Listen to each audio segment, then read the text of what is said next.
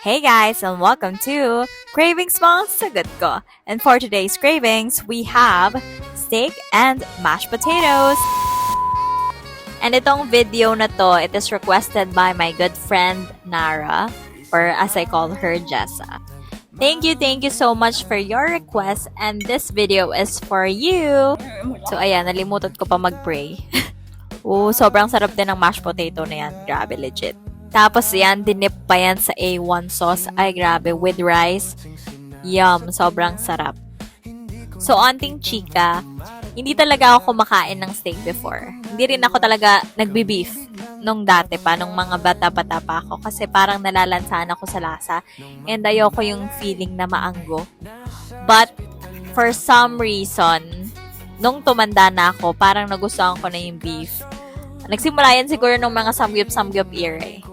Basta nung nauso na yung samgyup, parang nung na-try ko yung beef na mga malinipis, doon ko na siya nagustuhan na talagang quality talaga yung lasa. Kayo ba? Mahilig ba kayo sa beef? Pero ngayon, gustong-gusto ko na siya. Actually, mas gusto ko na nga yung beef ngayon kaysa sa pork.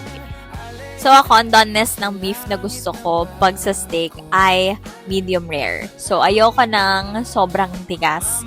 And ayoko din naman ng rare kasi parang feeling ko parang medyo hilaw pa siya. So nandun lang ako sa medium rare para talagang malambot lang yung beef. So isa pa, ang sarap din talaga ng steak pag pinipair siya sa mga gulay. Especially yung mga ganyang carrots and baguio beans na buttered lang siya. Ay, ang sarap talaga. So, as you can see, talagang ine-enjoy ko lang talaga yung kain ko dyan. Talaga namang mukbang ng mukbang si girl.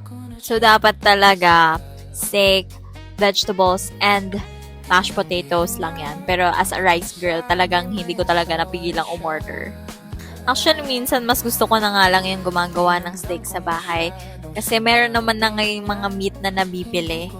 Tapos, yun, lalagyan mo na lang yun ng mga thyme and rosemary, tas butter, tas yun, pepper. Ikaw na din talaga bahala dun sa doneness ng steak mo. And I think mas sulit na rin siya compare sa bibili ka sa labas or kakain ka pa sa labas. So, yun lang guys. Tama ng chika. Thank you so much for watching and please like and follow. Bye!